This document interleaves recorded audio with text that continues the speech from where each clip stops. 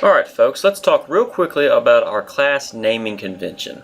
Now I'm a real stickler about files being named the correct naming format, and the reason is because industry needs good organization in terms of file names. So I come from an industry where we have lots of files, lots of computer data, and if you don't name stuff correctly, it gets lost super fast and eats up lots of time, which of course eats up lots of money.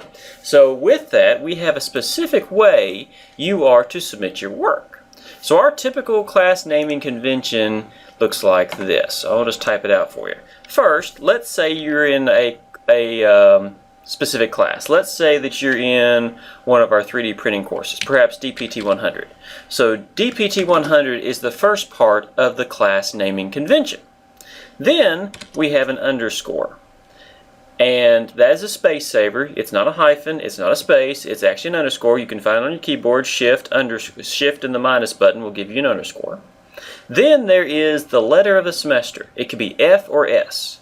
F stands for fall, S stands for spring, S also stands for summer if we happen to be giving a summer class.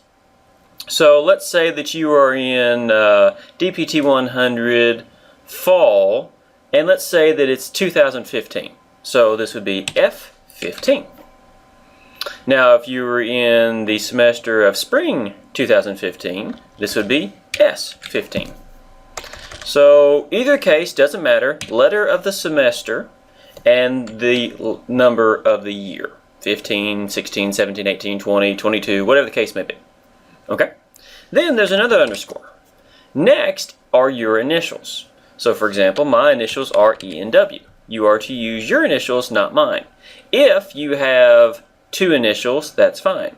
If you have three initials but only want to use two of them, that is not fine. You have to give me all three of your initials. If you're in the rare case where you are a person that has four initials, use all four. But don't use two if you actually have three. We will probably take off points if that's the case.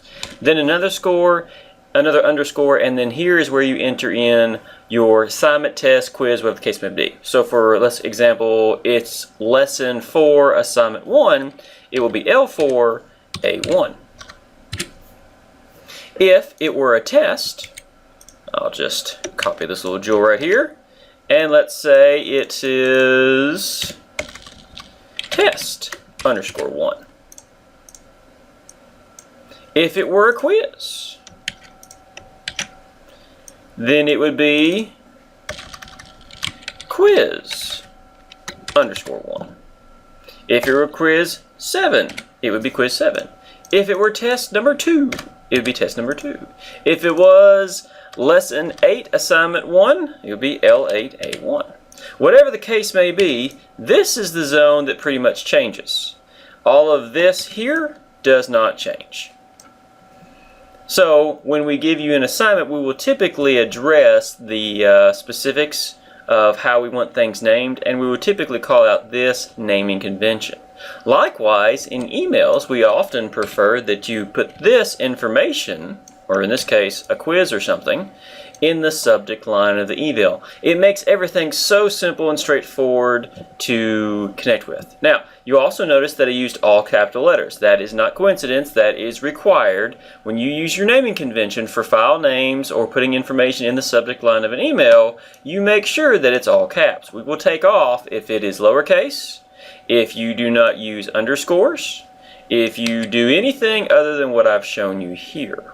Okay. Now typically in the instructions for assignments and those kind of things, we will address exactly what we want things to be named, and this naming convention helps us to sort through tons and tons of files and also tons and tons of emails. So if your typical naming convention is called out for an assignment in this class, that's how you do it.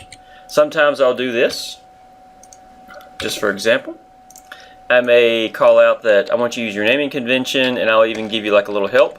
I'll say the class underscore star star star, or asterisk asterisk asterisk asterisk asterisk asterisk asterisk. Can't say it real well right now. And then L3A1. This is my way of leaving it open-ended without having to tell you what your semester year is and what your initials are. You can fill in the blanks there.